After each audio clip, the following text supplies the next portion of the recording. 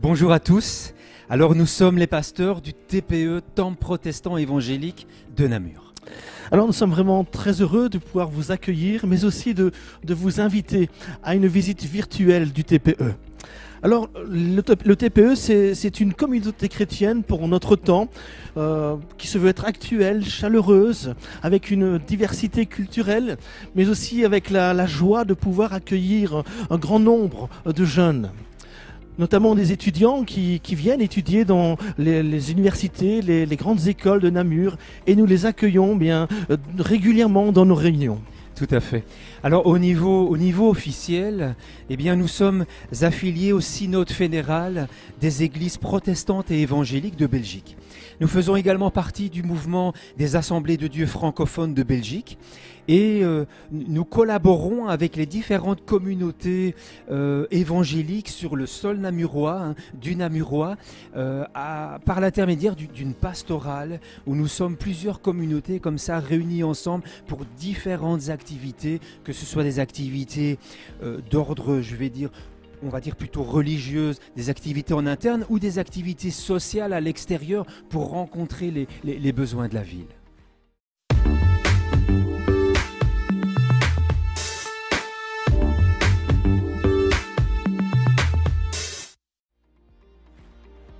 Alors voilà comment se déroulent donc nos différentes rencontres. Nos rencontres se passent le dimanche matin. Alors évidemment, avec la pandémie et la crise sanitaire que nous connaissons aujourd'hui, nous ne pouvons pas nous retrouver en présentiel, mais d'ailleurs nous enregistrons nos cultes et nous les diffusons sur différentes plateformes que l'on retrouve sur Internet comme YouTube ou sur notre page Facebook. Oui, alors notre rencontre du dimanche matin, c'est la rencontre principale et là, elle se déroule en 3 temps. Alors le premier temps, c'est un moment de chant. Un moment de chant qui dure plus ou moins 30 minutes. C'est un moment que nous appelons la louange. Où quelque part, là, on exprime à Dieu notre reconnaissance. On tourne notre cœur vers Dieu. Et ce sont des chants qui expriment la joie, des chants de joie. Ce sont des chants qui nous amènent à la réflexion. Ce sont aussi des chants de prière. Et nous sommes supportés pendant ce moment de chant par toute une équipe de musiciens confirmés, chanteurs, chanteuses. Et nous savons que on sait que dans nos rencontres, la musique gospel est très présente et c'est vraiment un moment festif, un moment important. Je suis venu pour te rencontrer, pour proclamer que tu es fort et puissant, nul ne peut te résister. Sois glorifié, Dieu, tu es fort et puissant. C'est vrai, c'est un moment où on va être ressourcé sur le plan intérieur, mais aussi sur le plan spirituel. Et c'est vraiment un jour de fête. Hein. Voilà. C'est vraiment ça. Alors la louange va être suivie ensuite de ce que l'on appelle la Sainte Seine. La Sainte Seine, c'est ce qui correspond donc à la communion ou à l'Eucharistie. Parfois, la Sainte Seine peut aussi être remplacée par différents événements spéciaux où on va prendre un temps particulier pour mettre l'emphase sur quelque chose. Quelque chose de spécial. Et nous terminons ce moment, ce culte, avec le message qu'on pourrait appeler aussi la prédication, le sermon. C'est l'étude d'un passage biblique, d'une histoire biblique. Ça dure plus ou moins 35 minutes et c'est apporté par un des prédicateurs de la communauté, principalement par le pasteur Bernard ou par moi-même. Ce sont toujours des messages qui sont interpellants, oui. Qui nous défient quelque part aussi et qui vont nous remettre en question sur différents thèmes de la parole de Dieu. Et bien que la Bible étant un livre ancien, elle traite aussi de sujets contemporains et très pertinents pour le 21e siècle. Oui, tout à fait. Alors pendant ces 3e parties et déjà pendant la 2e partie, le moment de Sainte Seine, de communion, les enfants sont pris en charge par une équipe de bénévoles, d'animateurs qualifiés également. Et pendant ce temps, ils passent à des moments aussi adaptés à leur âge. Tout à fait. Alors dans la semaine, nous avons aussi différents groupes qui se retrouvent, tels que les adolescents vont se retrouver ensemble, le groupe de jeunes, les jeunes, ils ont besoin aussi de se retrouver, de vivre un moment également, de partager des choses ensemble. Les femmes, les hommes, les seniors de l'église se retrouvent aussi dans des small groups, des petits groupes où ils vont pouvoir passer un temps ensemble, ils vont pouvoir partager différents sujets, ils vont pouvoir prier aussi ensemble et passer un bon moment de détente aussi tout simplement parfois. Voilà, tout à fait.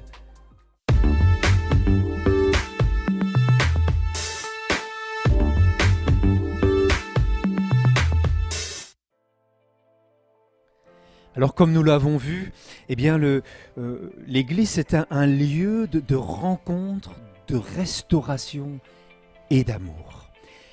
Pour aimer, il faut d'abord se sentir aimé. Il faut d'abord être restauré. Et pour cela, il faut d'abord avoir été rencontré par le Créateur, celui qui nous connaît si bien et qui peut remettre en ordre ce qui a été abîmé dans nos vies. Alors on veut vraiment que l'Église soit un espace où chacun se sent aimé, mais également où chacun soit équipé pour aimer Dieu, aimer les autres et aimer la vie. Le message que nous véhiculons, eh bien c'est un message qui est d'abord centré sur la Bible, sur la parole de Dieu, mais qui va être aussi axé sur 3 axes. Aimer Dieu, aimer les autres, aimer la vie. Et ça, c'est vraiment important. Aimer Dieu dans le sens où la chose primordial, essentiel, c'est tout d'abord de faire cette rencontre avec Dieu, de rencontrer Dieu et de réaliser, de comprendre l'amour de Dieu manifesté pour nous en la personne de Jésus-Christ. Et c'est vrai que lorsque l'on se sent aimé, alors eh bien, nous pourrons à notre tour aimer. Et c'est le deuxième axe en fait au niveau de l'Église, aimer les autres. Parce que nous avons notre histoire, nous avons notre contexte, nous avons notre vécu, nos parcours, nos choix. Et à cause de ceci, bien souvent, nous traînons derrière nous des rêves abîmés, des espoirs déçus. Et nous avons besoin d'être restaurés par le Seigneur. Et ainsi, en nous sentant aimés, eh bien, tout ce que nous avons reçu, c'est pas pour jouir égoïstement, mais c'est afin de pouvoir aimer les autres et aimer notre prochain. Tout à fait. Aimer Dieu, aimer les autres. Et ça va nous amener justement à ce 3e axe, quand on a compris l'amour de Dieu et l'importance aussi de partager ce qu'on a reçu avec les autres. Ça nous amène dans cette 3e notion, dans cette 3e axe d'aimer la vie.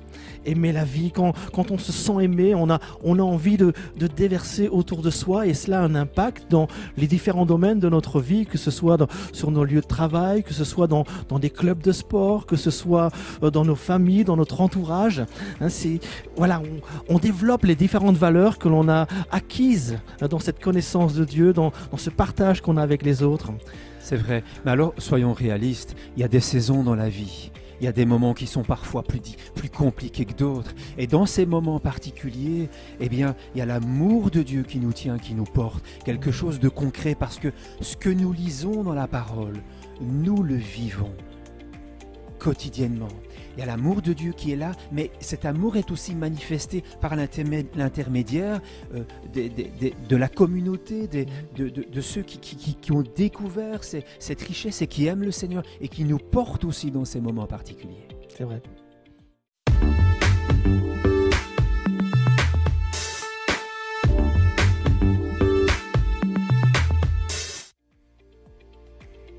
Alors pour cette journée de la laïcité, ce projet Change de lunettes, regarde-moi autrement, on nous a posé la question, mais peut-on encore rire de tout ?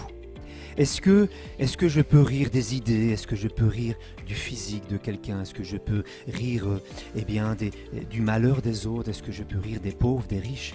Est-ce que je peux rire des Wallons, des Flamands ? Est-ce que je peux rire de Dieu ? Est-ce que je peux rire du pasteur ? Alors, est-ce que la Bible en parle ? Quelle est notre position là sur la question ? Effectivement, je pense que le rire fait partie de la vie, et particulièrement de la vie du chrétien aussi. Un chrétien a le droit de rire. La Bible nous donne une quantité innombrable de versets bibliques qui nous parlent de la joie et qui nous invitent véritablement à nous réjouir. Et dans l'Ecclésiaste, on connaît bien ce passage où il est dit il y a un temps pour pleurer et il y a un temps pour rire. Donc on voit que Dieu a créé l'homme avec cette capacité de rire. Le rire fait partie de la vie. Et il y a même des gens, d'ailleurs, on le sait, hein, qui font appel à ce qu'on appelle la rirothérapie. Parce que rire, ça fait du bien. Et donc, en gros, ils passent plus d'une heure à rigoler ensemble. Ils rient. Et puis, ça crée des hormones de bien-être. Ça stimule certains muscles. Et ça fait du bien au corps tout entier.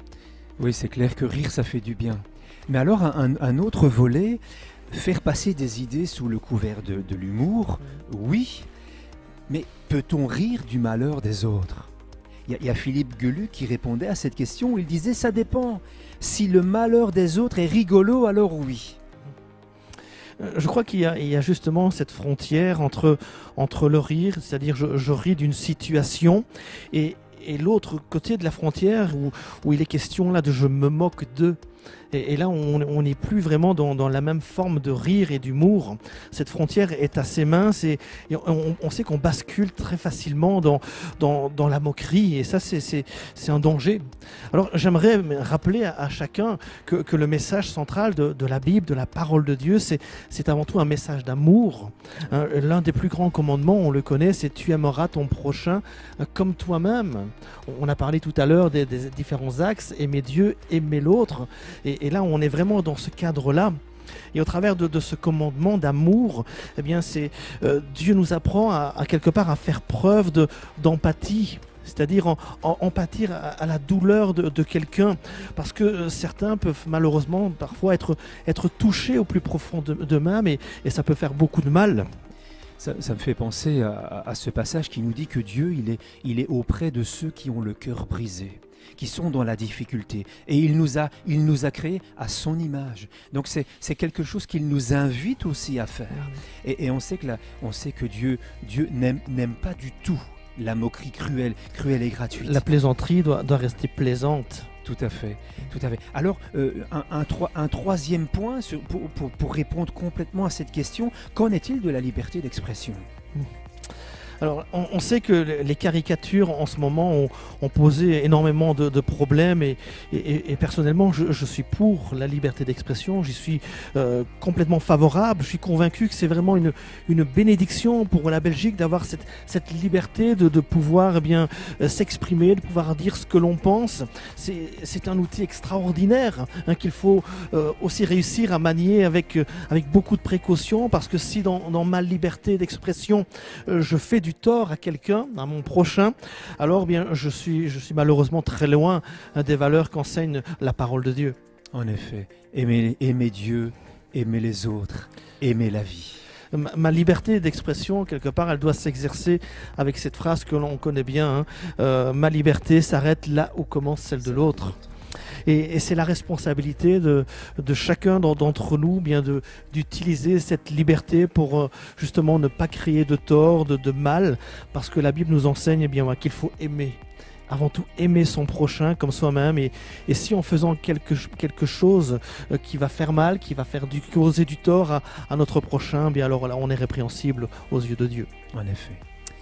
Voilà, alors nous avons été heureux de passer ce temps avec vous. Merci d'avoir pris le temps de visionner cette vidéo et on voudrait vous inviter à nous rendre visite en présentiel pour vous rendre compte comment nous aimons Dieu, comment nous aimons les autres et comment nous aimons la vie.